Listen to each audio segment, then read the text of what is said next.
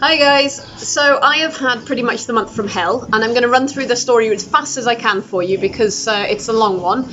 But essentially, this last month, 6 weeks, I had Richie castrated, everything went well. A week later, he had an allergic reaction to his stitches dissolving, which caused his sheath to inflame like a balloon, to which I managed to get back under control within about 48 hours, I think it took me, but that was really, really scary. Then a week after that, he had the last stitches that were there were a bit gunky and kind of a little bit infected. So while there was a vet here treating another horse, I had him have a look.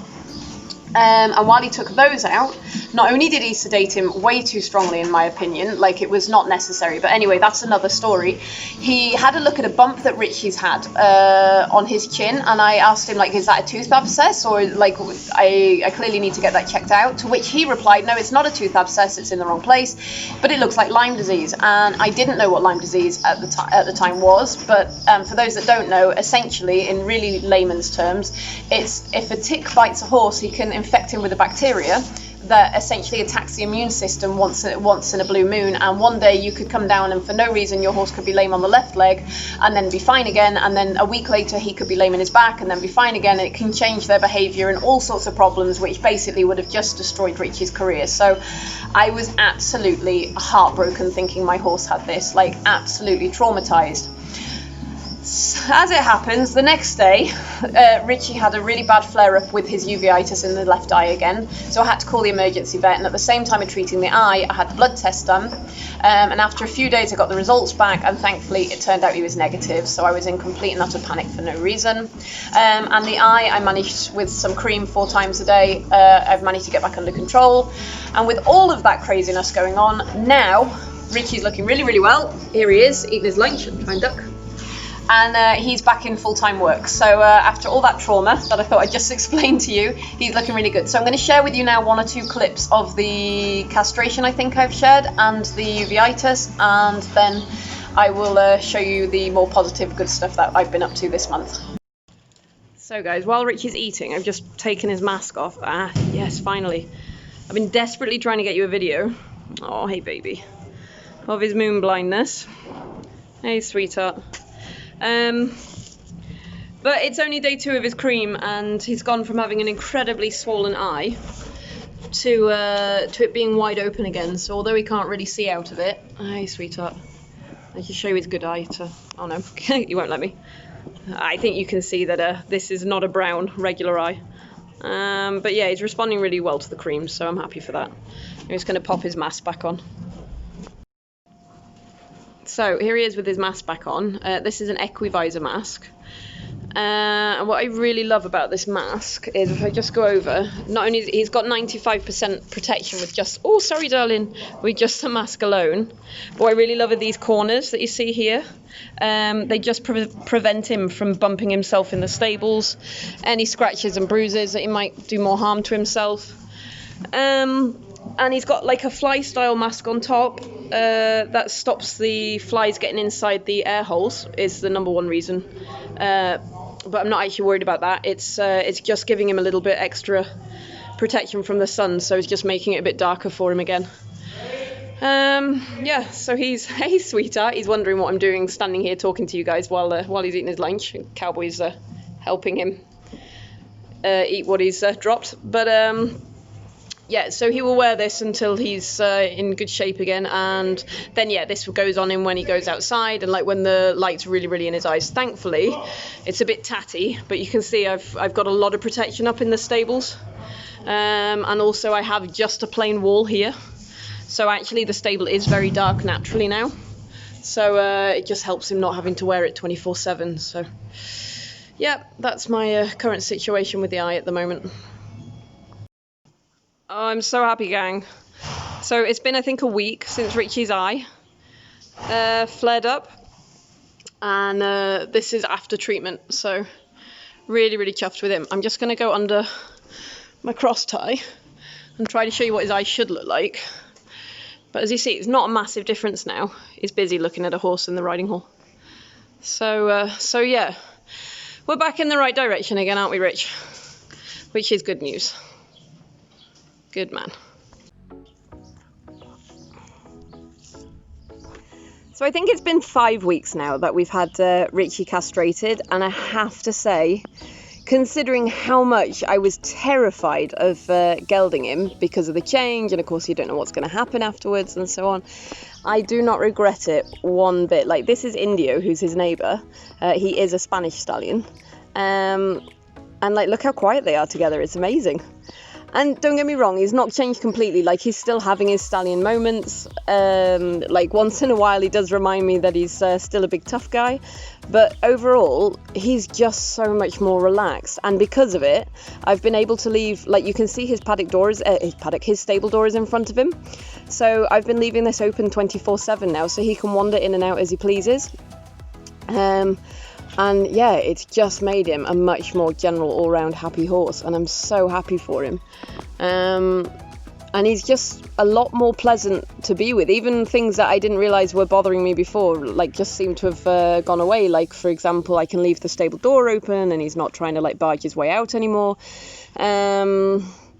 He's just easier, like, all round he's just easier to be with. He's not nipping and stuff like he was before. So yeah, I definitely know now I made the right call. Like, he's just generally much more happy, relaxed horse. So that's one really good thing that's come out of this last month. So as frightened as I was to castrate him, I definitely know I made the right decision, or the right call here. So that's good. So guys, with all the depressing stuff out of the way, thank you for hanging in there. Richie's been back into work now, I think, for about 2 weeks. So late one night last week, you can see I've left my trick riding fence up, and I was riding totally alone, which in hindsight wasn't particularly safe for me to do so, but I was. And he was going so well in the flat work that I thought, you know what, why not? I'm going to give him a try bridleless. So, all honesty, I completely winged it. I've done a little bit of prep work, like with the bridle on, with like how to steer him and stop him in the past, but like nothing much, just little playing at the end of each session and walk. But I had a really good feeling with him. So this was a lot more about feeling and less about technique today. And I just thought, yeah, I'll give it a shot. And I'm absolutely thrilled that I did, because I needed this highlight for this month. I really did. And he gave it to me, bless him. So in the very beginning, I've kind of given you my favorite bits, because if I gave you the whole session, it was going to be a very long video. In the very beginning, he was kind of very lost, and he had his kind of head in the air, kind of not like questioning where should he go and what should he do, and he didn't really want to go forward. But maybe 2-3 minutes, once he understood, something just clicked, and we were well away. So I'm absolutely thrilled.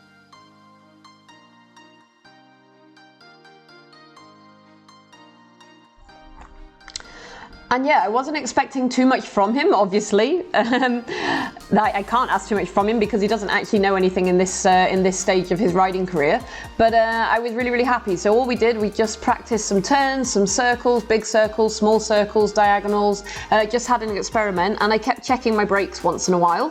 And you can see I'm having like a really joyous freedom moment there, raising my hands in the air. And once I'd finished kind of having a play with that, because I didn't want to ask him too much, I just thought I'd have a really cheeky ask to see if he would bow for me. And if I'm really honest, because my schooling whip was so short and he'd already been so amazing, I really wasn't actually expecting much from him.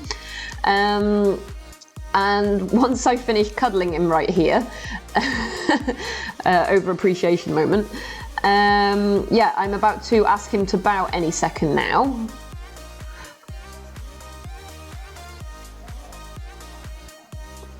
If this cuddling ever ends. Oh, yep, I gave up. So the first thing I did wrong is, as I say, my schooling whip is really short, so I had to lean over to tap the back of his knee, which is where I've like created a cue for the bowing. And you can see he's a bit hesitant, and really this was kind of all I was expecting to get. But I took my time with it. I repositioned him, and I asked once again. And what a superstar. Like, could I have asked for better? Like, overachiever right here. Woo!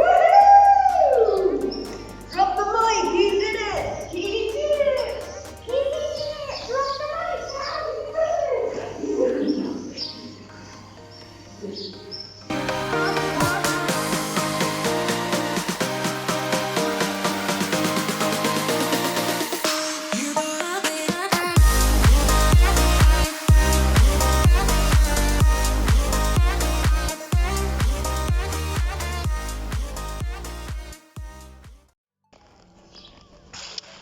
So guys, just jumped on Richie for the second time bridleless, as you can see, because his head is not exactly where I need it. Well, that's better. I've just left his head collar on. Rich. Just a bit like an emergency brake, I guess, just in case, not that I think I need it. While James is coming down, he's going to take the camera for me to do a better film. And while he's doing that, I'm just warming up a little bit. And I'm just warming up, I'm just walking around a little bit and just doing some basic turns and circles. And when I get his attention back, Rich, good boy. Voila, good. I'm going to try to stop. Oh, oh, oh, shh. Oh. Yes, brav. Good boy. And when James is here, I will try to explain a little bit about the technique that I'm using. Okay, walk on. And we're going to go right. So guys, before we start, firstly, I just want to apologise for the lighting in the riding hall or on the camera. It's really, really hard with all the windows to get like a good angle for the best light. So I'm going to apologise a little bit for the quality of the video. And the second thing, I just want to stress a little bit that this is not a how-to channel. So although I'm going to kind of give you guys a brief idea of how I'm teaching Richie, if you guys want to learn how to ride bridleless, how to train tricks and so on, please do get in contact, leave me a comment, drop me a message, and I will put you in contact with friends that are doing online courses or teaching in your area to help you out with that. So just wanted to stress that over before I begin. So I'm going to stress there are many different techniques to riding a horse bridleless. Lots of people will tell you all sorts of various different ways, but I think the two most important things you need if you are going to start to teach your horse bridleless is firstly to have a good relationship with him, because you're taking away your brakes essentially. So firstly, to have a good relationship with him, and secondly, to have a really good feel for him. So to kind of understand kind of how he's feeling in the moment and be able to react on it quick enough. Which can make teaching bridleless a little bit complicated, but those are the two things I'm going to stress are most important. So I have taught many different horses in the past, and ponies in the past, to ride bridleless. I've used many different techniques, which is quite nice because I've been kind of a little bit self-taught and been able to experiment along the way. The technique I'm using with Richie, I kind of preference at the moment with the last two that I've taught, so I'm going to explain a little bit about it now. Essentially what I want Richie to do is move away from my legs. Just like in regular flat work, I would like essentially my right leg to say you need to almost come to the left, so to speak. So he's moving away from the pressure, and my inside leg, my left leg, will say, okay, that's enough. That's where we want to be. So I'm trying to really ride him between my legs. But because Richie has not had a big riding career, he's only been ridden kind of on and off, I guess 7, maybe 8 months maximum. Obviously there's a lot of education there missing for him and will come with time, there's no rush. So I am using a schooling whip to guide him. And essentially, the easiest way for me to explain the schooling whip is to look at it as if it was a door, and it's a door that can open and close. So now I'm coming around on a circle. I have the perfect example. I have the schooling whip in my right hand, and it's down the side of his neck, so he cannot turn to the right. He has to move away to the left, because if he turns to the right, of course he's running himself into the whip, which is the last thing I want to do. Now I am going to stress I'm not hitting him for anybody having a heart attack in this watching this video. As I say, it's just working as a barrier. So just bringing a transition down. Again, this is another important thing. Different transitions, you know, up and down is far more important than up, because obviously you want your horse to be thinking forward, but you also want to test your brakes plenty. And I'm not actually going to explain how I'm asking him to stop at the moment, because I want to keep that little secret to myself for now.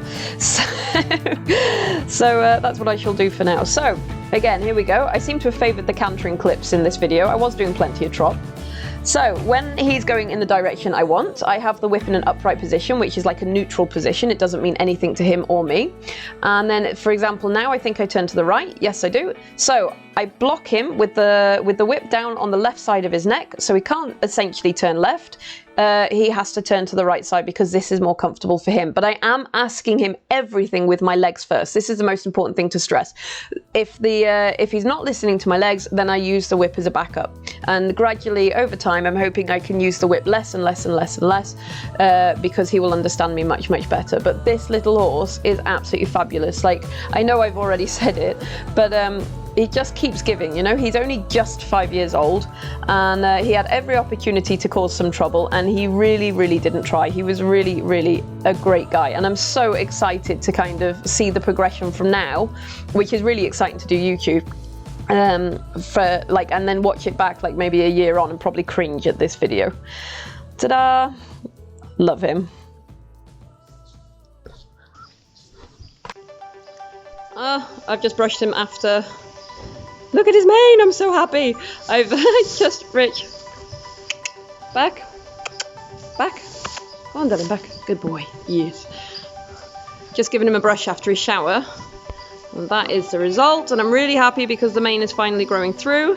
And I'm even more happy because, look, we're just finishing off the stable, so excuse the mess. But my boy is not trying to rush out the door and cause havoc everywhere anymore. Oh, maybe spoke a bit too soon. Back, Rich. Oh, no, lost him. So I'm going to put the phone down now. And to be fair, he can't really go anywhere. But we do have the riding hall right here. But I'm just so happy with how chilled he is. Like this, a few weeks ago, he would have just been an absolute nightmare barging through everything. So the fact that he's this cool now, and I trust him enough to be able to do this these days, speaks wonders. So here comes Jimmy, about to realise I've let my horse go. So hey. Boom. Yeah, so maybe I will catch him and return him to his stable. Yes, you, troublemaker.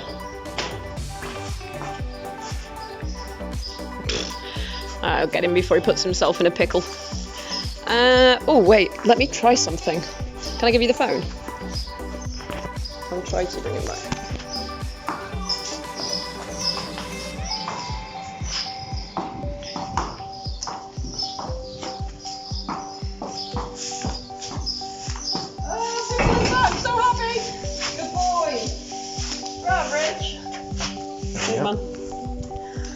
And he's back in the room.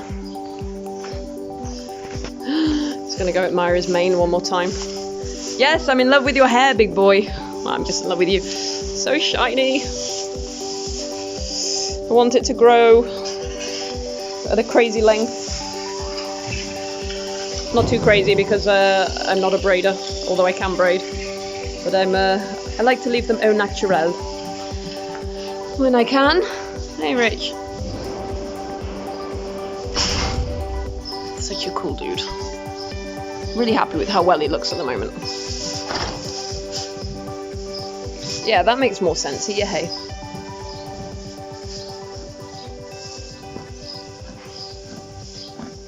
Really beautiful. So that's it from us, guys. Please remember to hit that like button and remember to click the subscribe button and the bell because I have new videos out every single Thursday, usually about trick riding, but also about Richie and my backstage life of being an equestrian artist. Thanks for watching. See you next week.